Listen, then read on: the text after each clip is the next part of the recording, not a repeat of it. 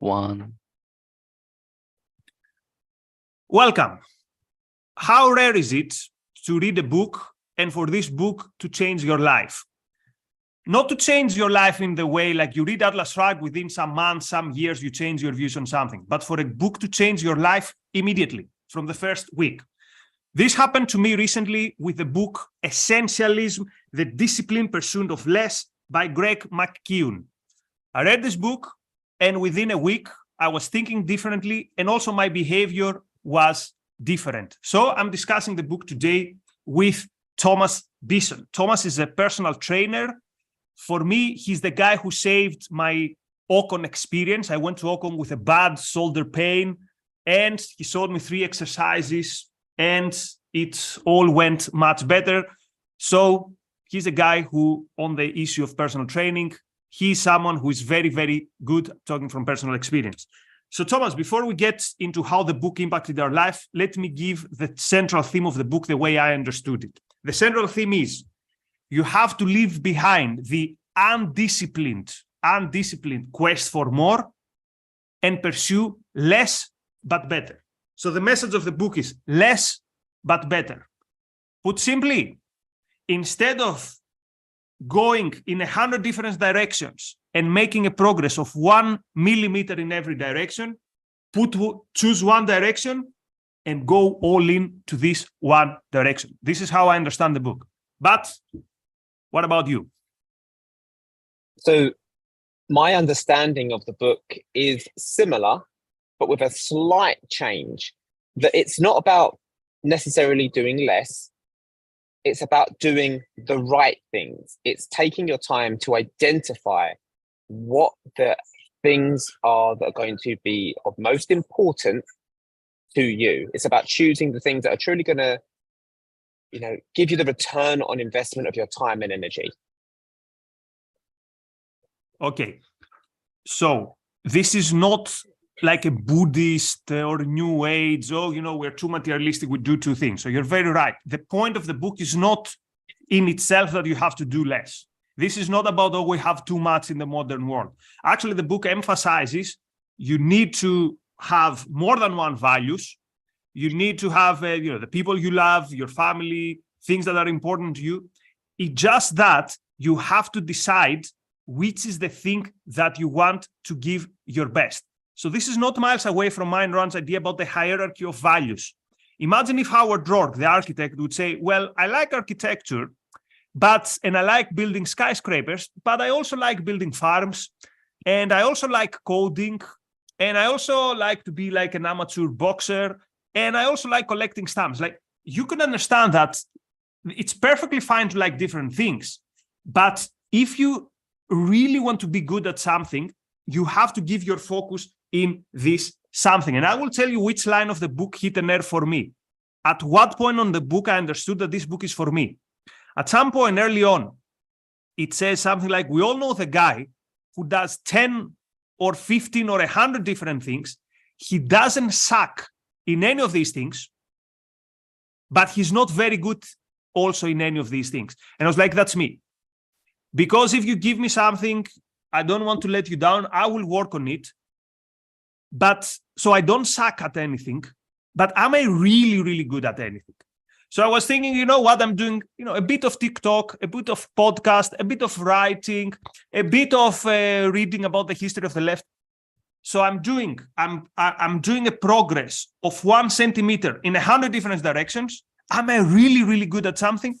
And the answer was no. So for me, this was the bell. This was like, okay, this book is for me. Was there something in the book that made you see, okay, actually, this is a real thing. This is something that I can relate to. This is a book with some good, actionable advice and with a good message.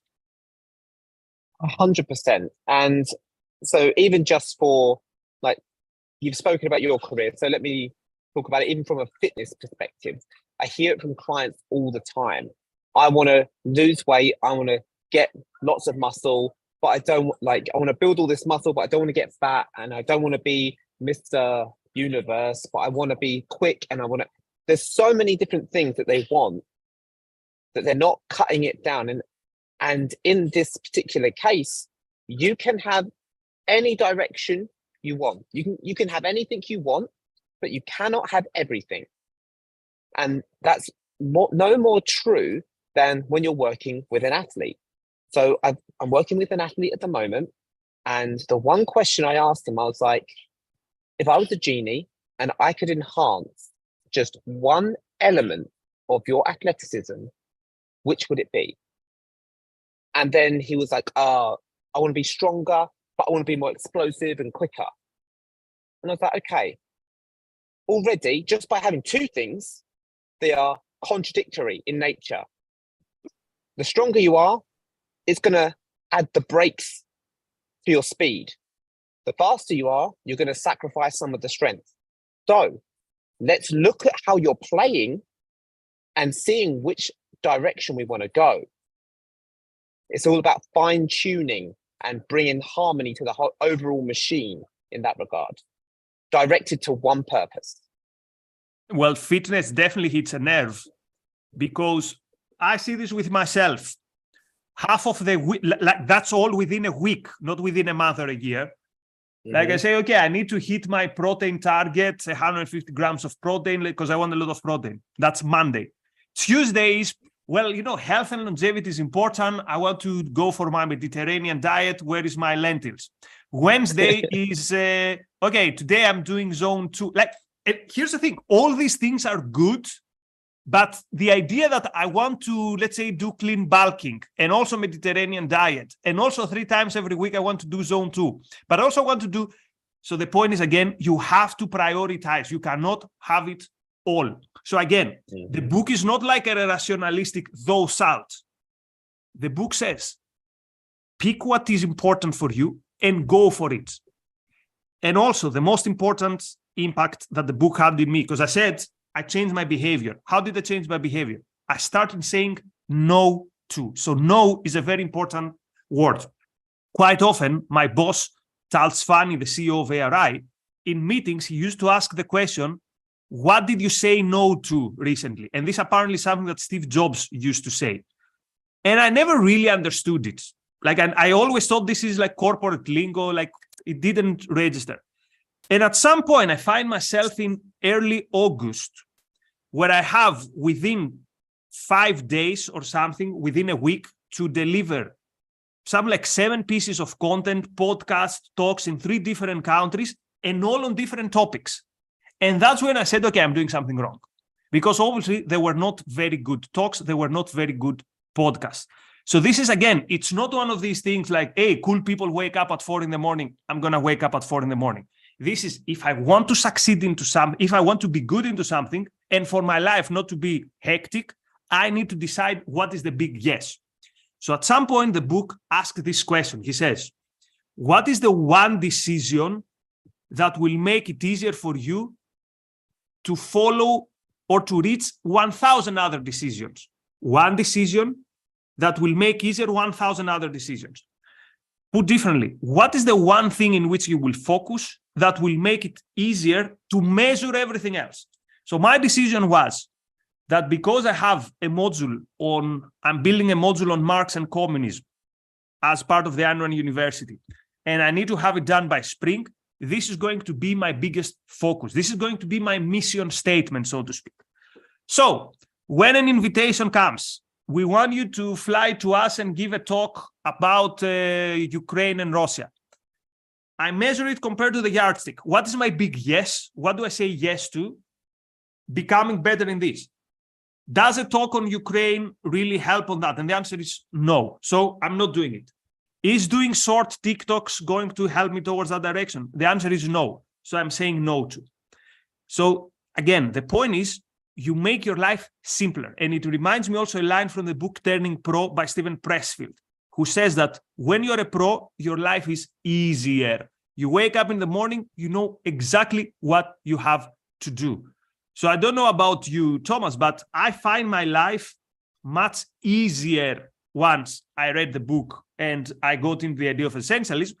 Easier, although I am working in a way harder, but it feels easier because, again, I woke up, I have 3 main timestamps of work, and I know exactly what I have to do in these timestamps of work. It's going to be different day in, day out, but the main focus is every day do something related to becoming a better expert on Marx and on communism and as a critic of the left. So that was the impact on me.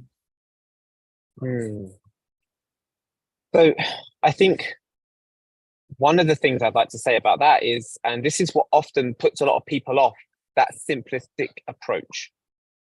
It's, some people are like, oh, but don't you get bored? Don't you get bored?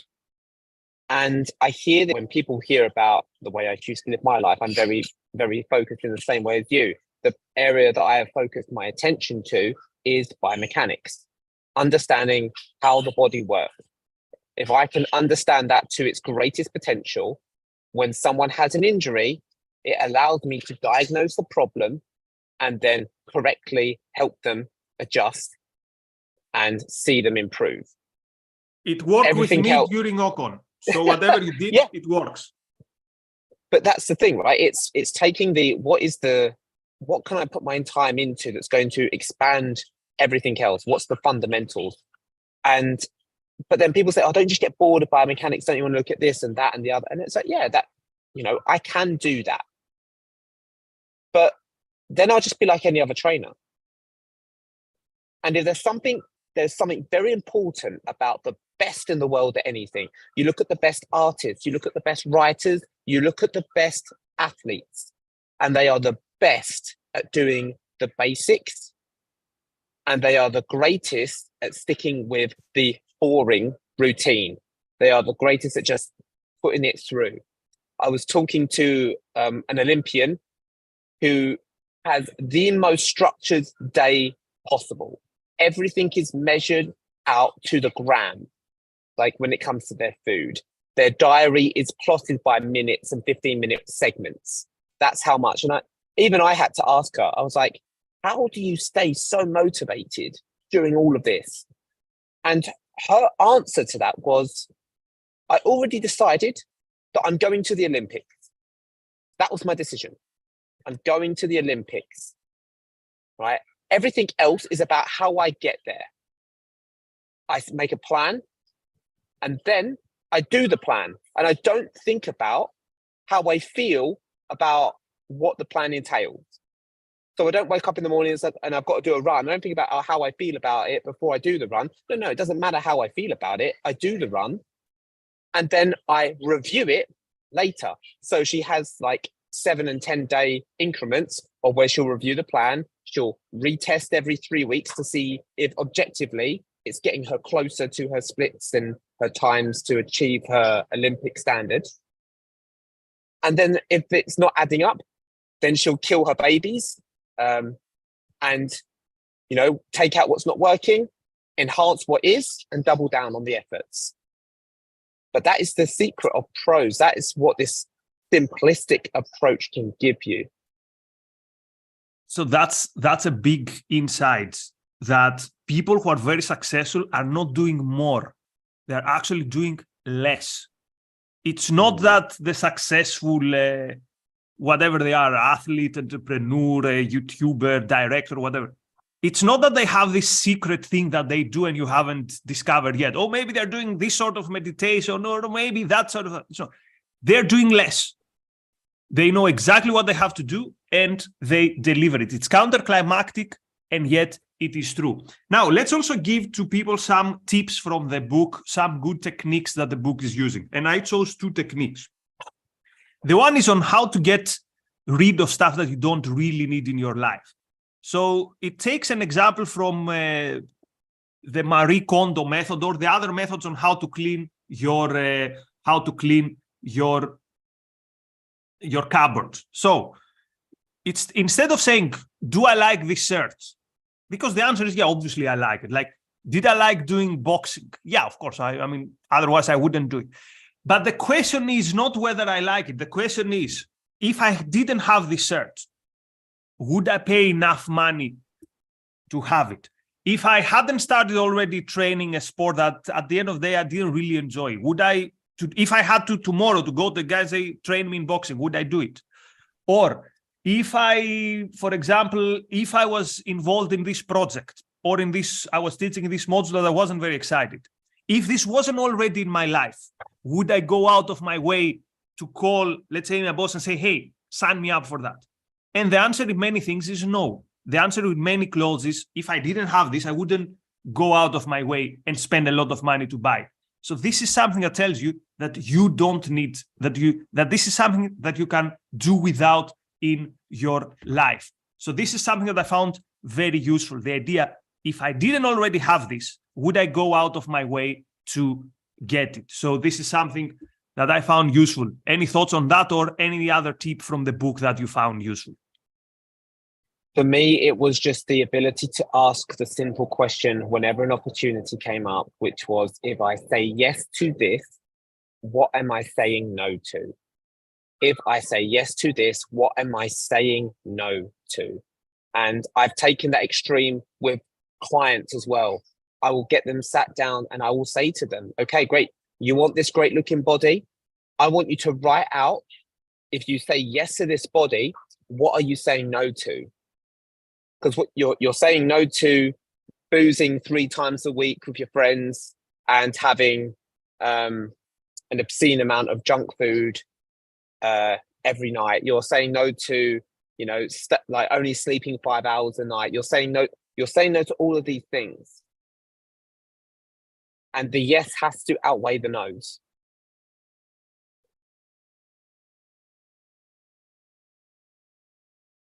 And it looks like Nikos is gone. So hopefully he will be back to join us shortly. Oh, there you are. I have no idea what happened. It looks like the internet is down whenever there's a daily object. Anyway, I'm going to fix it. I think you were just so impressed. I think you were so impressed by that one insight. You just had to get off camera for a moment and just like look in the mirror and just say, oh my God, all the things I'm saying yes and no to. I got the main part, which is whenever you say yes to something, what is that you say no to? I think another way to put this is what we call opportunity cost. So point taken. Here's another thing that I got out of the book, what they call the 90% rule. This means if you're not 9 out of 10 enthusiastic about something, don't do it. It's what they call, if it's not a hell yes, it's a no. So, for example, shall I do this Saturday evening? If you're already probably the answer is no. Now, again, context matters, right? This doesn't mean you never see your family again, but this is a helpful way to decide that I'm only going to do the important things. He gives the example of many people who have done research with people who are at the last stages of their life, and they ask them, what is like your biggest remorse? And most people would say that I didn't live the life as my own. I didn't do the things that I really like. So this 9 out of 10 rule, if it's not a hell yes, then it's a no, was also something that I found very useful in the book. So I'd also like to add on to that as well, though. Sure. Like, because that opens up a 10%, and sometimes you do just want to try things. And so what it taught me is to actually schedule some time to try different things, like a one slot once a week where you're like, you know what, I am going to dip my toe in. It's a bit like an investment kind of strategy where you do most of your investing, you go for your solid information bonds, and I'm not really an intelligent investor, but the S&P 500, for example, most of it goes there, and then you'll do 20%, for example, will be some more riskier options. And then you have like a 10%, it's a high risk, high reward kind of experience where you just a nominal amount of money. We're like, just roll the dice a little bit. Let's see if this plays out. And I think that's also a good thing to have in, whether you do it once a week, once a month, and you think, you know what, this one weekend, once a month, I'm just going to allow myself to go to an activity day and try a whole bunch of different things to see if there's something else I want to incorporate. So that's important, because the book makes clear, the author, Greg McKeown, makes clear, if you're an essentialist, it's not like you have less options. You have more options. But from these many options, you decide the few that really matter to you. So again, you're not this like monk who only does one thing. It's the opposite. You have more quality time.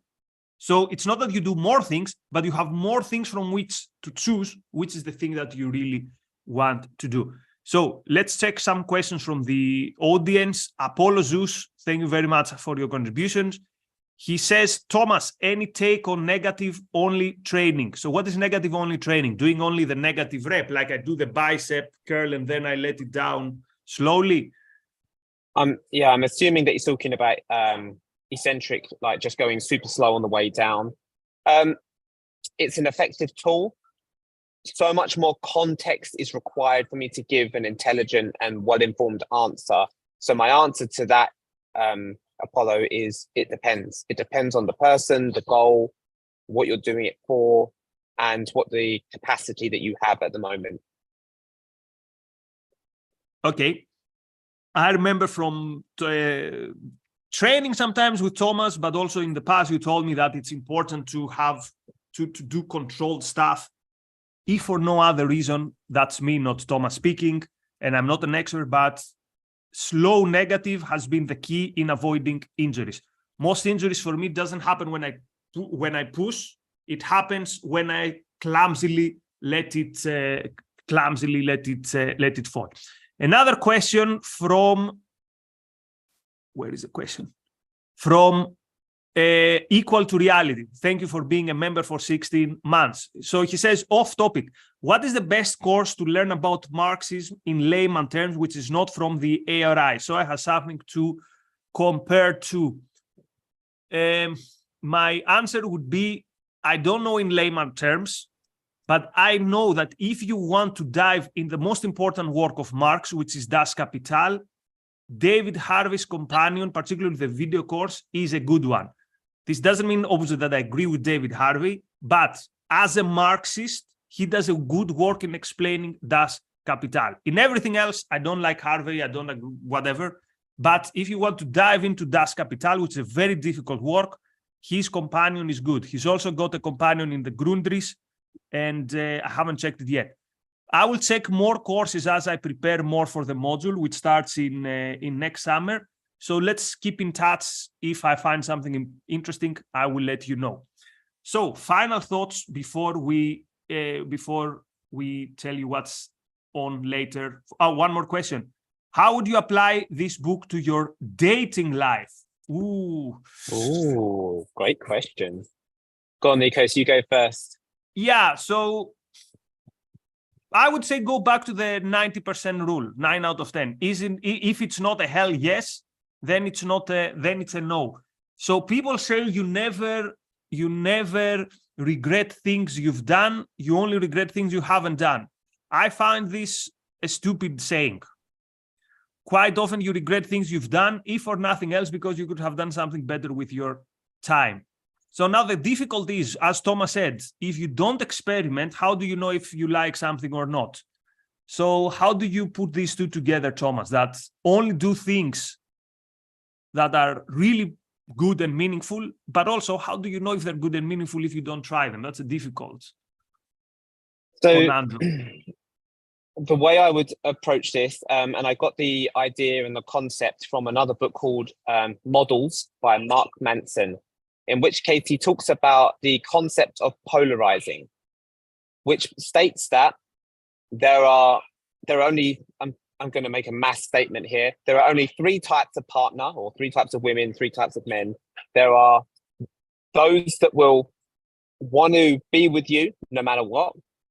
There are those that would want to not be with you no matter what. And there are those that haven't made up their mind yet. And your objective here is to do what's called polarizing. It's those people that are sitting on the fence. It's to knock them one side or the other.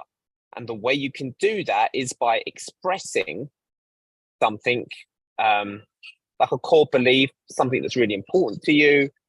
And you will very quickly, like that person will either be into what you're talking about, or you'll repel them. And in terms of a way of the numbers situation, it's going through, but it's you being authentically yourself. You're not saying things to actually antagonize people. You're just saying, hey, this is something that's really important to me. Like, for example, just by saying you're a laissez-faire capitalist, you will repel a ton of people in the London area of Stratford, especially. But that's just an example. But those that you will attract, they're instantly you're starting a much higher percentage chance of something happening. So again, it comes back to the point: be yourself and pursue what is really important to you. There's something objectivist on that.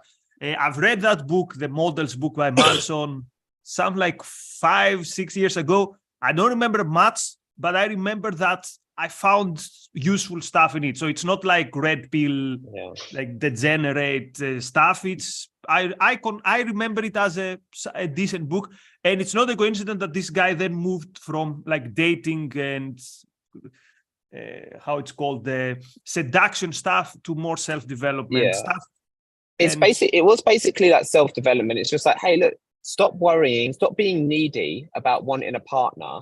Go do stuff you're interested in, where you will meet people that are clearly interested in the same stuff as you, and then polarize them and see how much more into things that there are, or allow a relationship or a connection to build and happen. There's nothing more repelling to a person, a potential partner, than the idea of neediness, like someone needs you. Think of James Taggart with his wife, and how towards the end he's just I just need you to want me and love me no matter what, as opposed to John Galt, who's just like, if you want to be with me, great. If you don't, okay, cool. You do. Okay, maybe we got our next episode. We're gonna discuss this book if I check it out, if I read it again. But very good question, Noah. Thanks for your contribution. It's switched the discussion to an interesting direction. Okay, upcoming 6 p.m. UK time, the reality show on Dictators of the World Unite. This is about the most corrupt, perhaps, institution in the history of humanity, the United Nations. I just tweeted about it. Link in the chat. 10 p.m. UK time, Cutting Edge with Lee Pearson, with Bob Stubblefield, Steve Richins, and special guest Ray Shelton on what is gender. Very difficult, but also important question these days. Okay, so Thomas, many thanks for being with us today. Many thanks for showing me the triad of exercise for my stiffness in the shoulder. So where can people find more about your programs, for the things that you do, your personal training? So at the moment, my easiest way to do it is either through my Instagram, which my Instagram handle is Body by Bisson, or my website, which is chigwellpersonaltraining.com. The idea is just to reach out to me. I'm currently building a new website focusing on helping people recover from injuries. So how to take people from pain to pain-free, and then eventually pain-free to performance. So Body by Bisson, check it out in Instagram. Okay, thank you, Thomas. Many thanks to our viewers. See you soon. Bye-bye.